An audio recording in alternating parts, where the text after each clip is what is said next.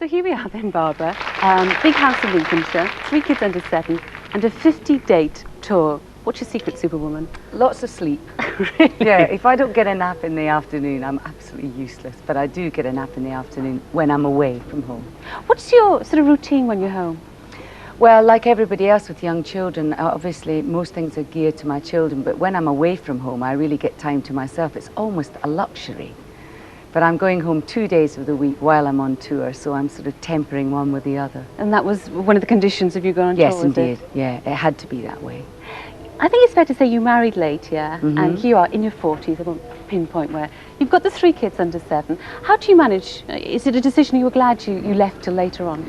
Yes, but I never wanted to give up my career for a family, and I didn't want to do one thing without the other, if you know what I mean. I really feel that if you've worked very hard in your life to achieve something, then you've got a right to hang on to it. And I don't see why you should give it up for anybody, because it's part of yourself. And my children are very important to me, but my own expression is very important to me as well. And I think it makes me a more interesting person and a more interesting mother to my children. Of course, you've done lots and lots of tours, but the career goes back, quite a few years. Started off in Liverpool, that's right, isn't it? Well, before that I actually worked in folk clubs, but my theatre career began in Liverpool, and that's what made me a star.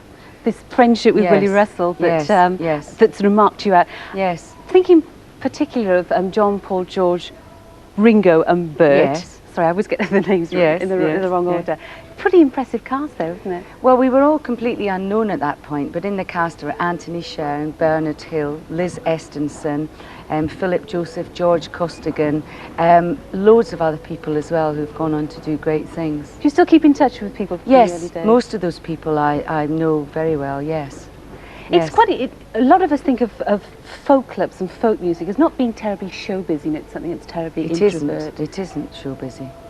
And so how did you get onto the theatre circuit? Well, then? because Willie Russell knew me from singing in folk clubs, and it was precisely because I was that kind of singer that he asked me to do John, Paul, George, because I wasn't show busy and glitzy as a singer.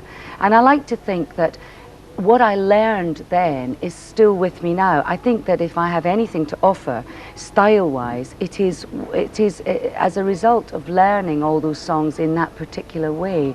It gives me an unusual quality. Well, when you're singing in an audience, though, I mean, what's it like? What's the difference, do you think, from your delivery, say, to somebody who's a bit more showy? Well, I think it's very, very different. I mean, I think that that different people have different ways of approaching songs, and I tend to go for songs which have a poignancy or a sort of sadness, a kind of Celtic flavour. Is just I'll go for that type of material. I always enjoy singing it. Strikes a chord inside. Yes, indeed, it does. Yes. Did you always want to make it big in show business? No, not really. Because I was in folk music from an early age, I just was looking at it as a very sort of academic thing. I increased my repertoire, learned more about my work, and I think that was more important to me than reaching the top. You didn't reach the top in folk music. And when I became very successful at the age of 27, I was astonished. I couldn't quite believe it. Why not? Well, because I didn't expect to be in that position. Did you think that you didn't deserve it? No, it was nothing to do with that. It's just, it was like being a librarian who gets a job at the United Nations. You know, you don't expect to suddenly change horses in midstream like that. How did you cope with it all of a sudden at the age of 27? Well, I think you can cope with it better than if you're 17. I think that there is a huge difference. I've refused to believe my own press when it's been very good, because I don't think that is true. And I think that what is true is yourself and your ability. So you never if you're good, if you're good at what you do, then you're okay. So you never read the newspapers at all? Oh, I do read the newspapers, but I don't. I'm just thinking of personal. I don't.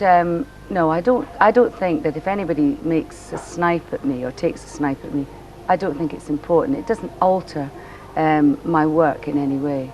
Now tell me about the new single. It's a Bob Dylan cover of a song that's 30 years old. I mean, if you've been off the scene for so long, why did you go for such an old song? Well, I've got an album of Bob Dylan songs coming out in August, and the single's out today.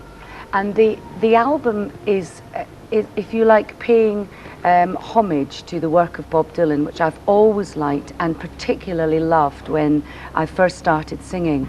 And the songs on the album are an amalgamation of old songs and new songs written by him. And as you say, some are 30 years old. But a song like Blowing in the Wind, for example, which was written about the bomb, it takes on a whole new meaning these days. I mean, I think of it as being possibly about pollution and the environment rather than about the bomb. But then again, it's up to people to put their own sort of connotations on the songs. But Don't Think Twice is, of course, a song about a broken relationship. And I think I've tried to give it a completely different slant to the original, which was done in the early 60s. I think all of the arrangements are very contemporary. I'm very proud of it. Good luck with the single then. Thank you. Thank you very much, and good luck with the tour. Thanks, Linda. Thank you.